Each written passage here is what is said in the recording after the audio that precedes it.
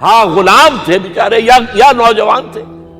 نوجوانوں پر بزرگوں کو خود ہی حق حاصل ہوتا ہے جو چاہیں کرے. اور غلام تو ملکیت ہوتا ہے, زندہ ذبح کر دیں تبھی کوئی پوچھنے والا نہیں. تو جو بیت رہی تھی بلال پر, ابو فقیہ پر, زنیرہ پر, جو ان پر بیت رہی تھی, جو خباب پر بیت رہی تھی, جس طرح ہلاک کیا گیا ہے حضرت سمیہ کو, حضرت یاسر کو, یہ ساری تکلیفیں انہیں بھی تھی. لیکن کیا اس کا یہ بالواسطہ ایذا محمد کے لیے نہیں تھا صلی اللہ علیہ وسلم. آپ کے ساتھی آپ کی جانثار. لیکن آپ ان سے بھی کیا کہیں, فصبروا فصبروا فصبروا. جب ابو جہل بدترین ٹارچر کر رہا تھا حضرت سمیہ اور حضرت یاسر کو رضی اللہ تعالیٰ عنہما, آپ کے علم میں ہے کیسی کیسی ٹارچر کی ہے. جوان بیٹے کو باندھ دیا ایک ستون کے ساتھ, اس کی نگاہوں کے سامنے برہنہ کیا ہے ماں کو.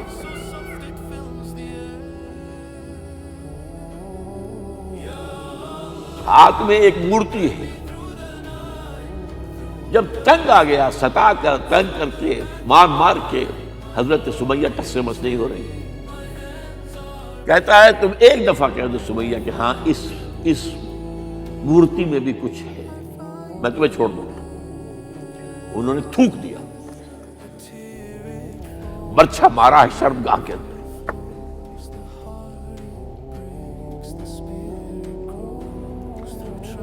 کتنی تکلیف پہنچی ہوگی ان کو.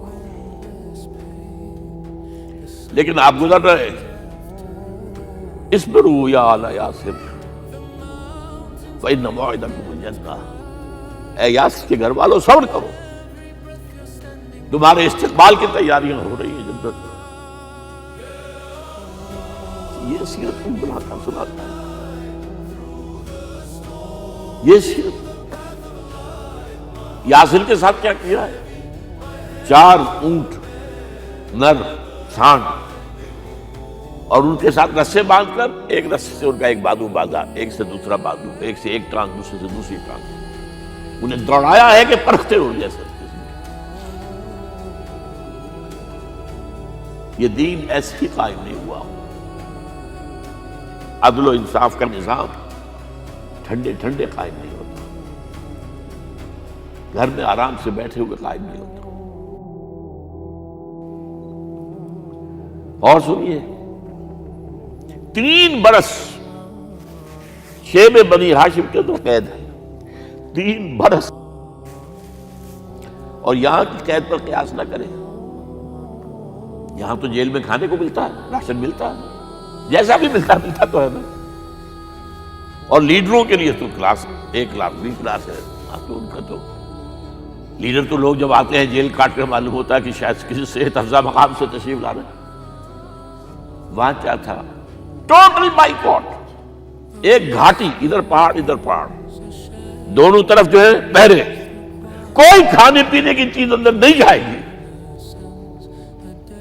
اور پورا خاندان بنی ہاشم, وہ بھی کہ جو ایمان نہیں لائے, وہ قبائلی زندگی تھی نا. بنو ہاشم چونکہ حضور کو پشت پناہی چھوڑنے کو تیار نہیں ہوئے, ابو طالب نے آخری وقت تک بھی ساتھ نہیں چھوڑا. ہاں آخری وقت کے قریب ایک بات ہو گئی تھی. ایک مرتبہ تو ہوا کہ وفد آیا ہے قریش کا کہ اپنے بھتیجے کو روک لو, وہ ہمارے معبودوں کی توہین کرتا ہے.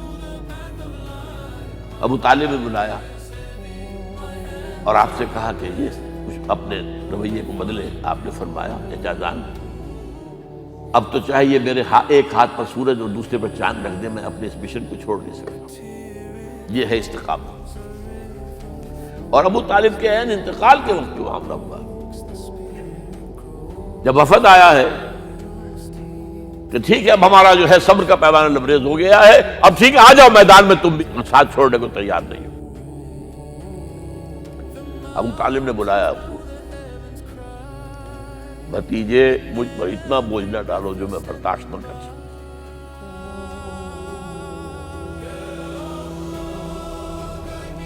حضور کی آنکھوں میں آنسو آ گئے. چچا جان اب تو یا یہ بات پوری ہوگی یا میں اپنے آپ کو ختم کروں, اسی میں ختم ہو. بہرحال شیب بنی ہاشم میں 3 برس اس حال میں گزرے ہیں ٹوٹل بائیکاٹ، کوئی کھانے پینے کی نہیں۔ کچھ لوگ تھے شریف النفس، مثلا حکیم بن حزام تھے رضی اللہ تعالیٰ، اور بعد میں ایمان لے آئے۔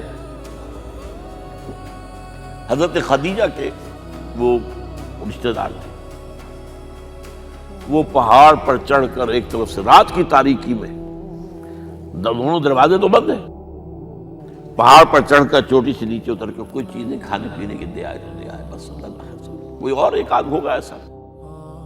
یہاں تک نوبت آئی ہے کہ بنی ہاشم کے یہ پھول جیسے بچے معصوم بھوک سے بلبلا رہے ہیں، اور اس کے سوا کچھ نہیں ہے کہ سوکھے چمڑے ابال کر اس کا پانی ان کے حلق میں ٹپکا دیا جائے۔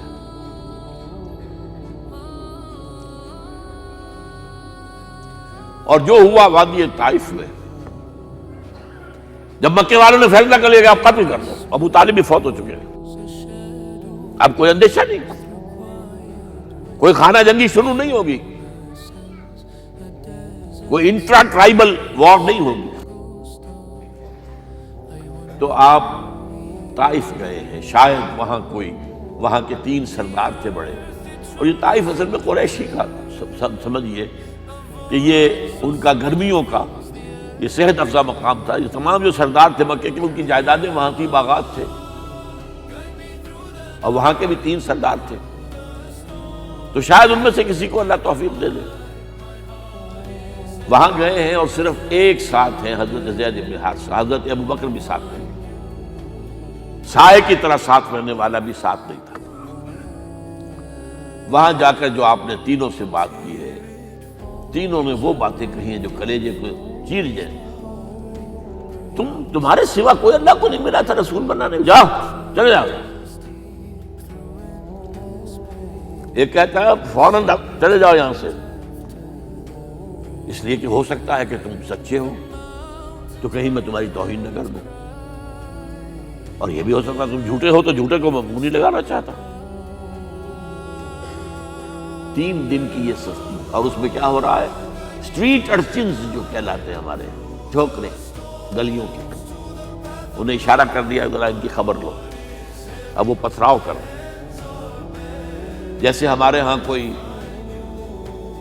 آ جاتا ہے، کوئی نیم پاگل یا کوئی اور کسی طرح کا مست قسم کا آدمی، اور اس کے اوپر چھوکرے چاروں طرف ہوں اور ستا رہے ہوں، یہ نقشہ تھا، اور طائف کی گلیاں تھیں، اور محبوب رب العالمین تھے۔ ادھر سے پتھر آ رہے ہیں تو زید بن حارثہ رکاوٹ بن گئے، لیکن پیچھے سے آ رہے ہیں، وہ کیسے روکیں گے؟ پیچھے جاتے ہیں تو ادھر سے آ رہے ہیں۔ جسم لہو لہان ہے، خون رس رس کر زخموں سے جوتیوں میں آ کے جم گیا ہے۔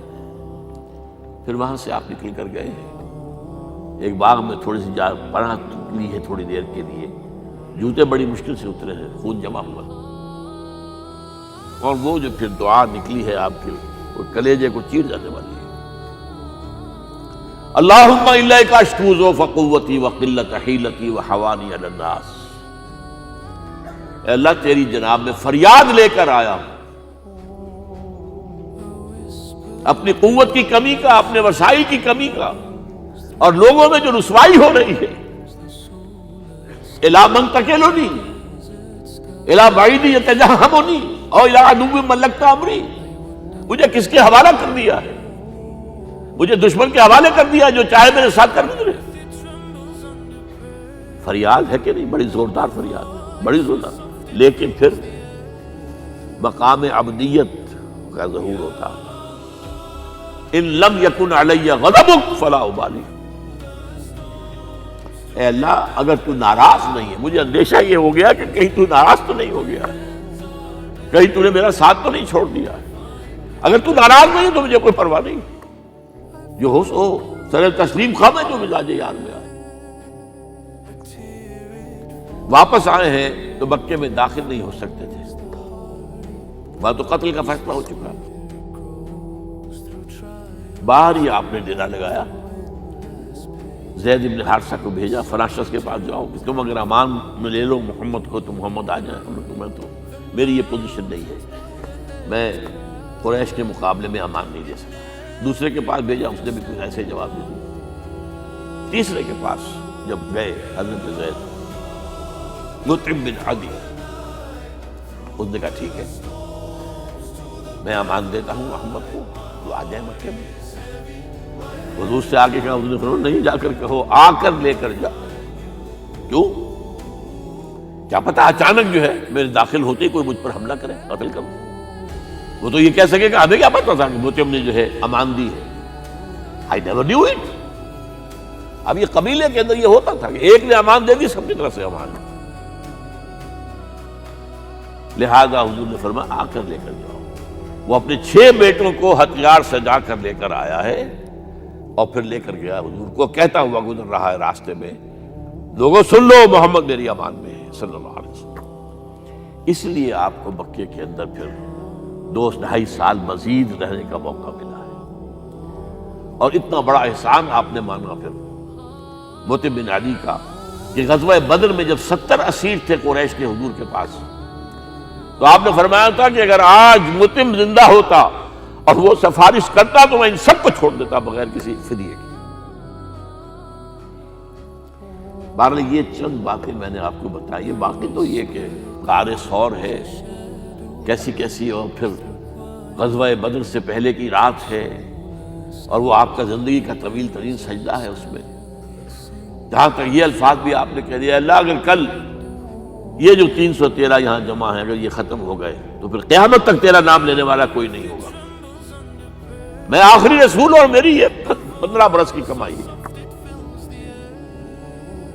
اس پر کہا حضرت ابوبکر نے، وہ پہردار کی حیثیت سے کھڑے تھے، حسبک حسبک حضور بس کیجئے بس کیجئے۔ بہرحال بدر ہے، احد ہے، زخمی ہوئے، دندان مبارک شہید ہوئے،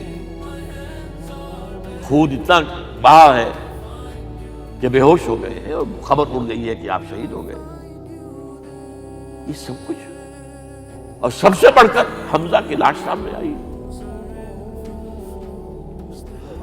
کیسی لاش؟ ناک کٹی ہوئی ہے، کان کٹے ہوئے ہیں، پیٹ چاک کر کے کلیجہ چبایا ہوا ہے۔ کس طرح برداشت کیا ہوگا آپ نے؟ اپنے اوپر تاری کر کے دیکھیں، یہ حمزہ کون ہے؟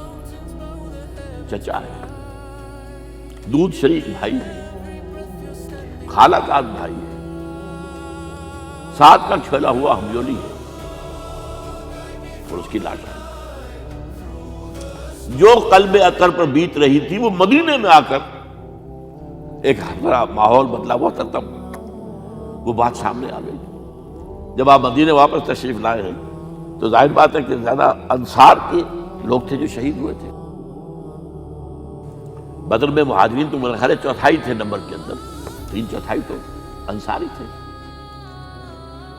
اسی طریقے سے احد کے اندر معاملہ ہے، تو مختلف گھروں سے عورتوں کے بین کرنے کی آوازیں آ رہی تھی، اس لیے کہ اس وقت تک بین کرنا حرام نہیں قرار دیا گیا تھا، ممنوع نہیں تھا۔ آوازیں سن کر حضور کی زبان مبارک سے نکل گیا، اما حمزہ تو فلا بواکی لہو، ہائے حمزہ کے لیے تو کوئی رونے والی بھی نہیں ہے۔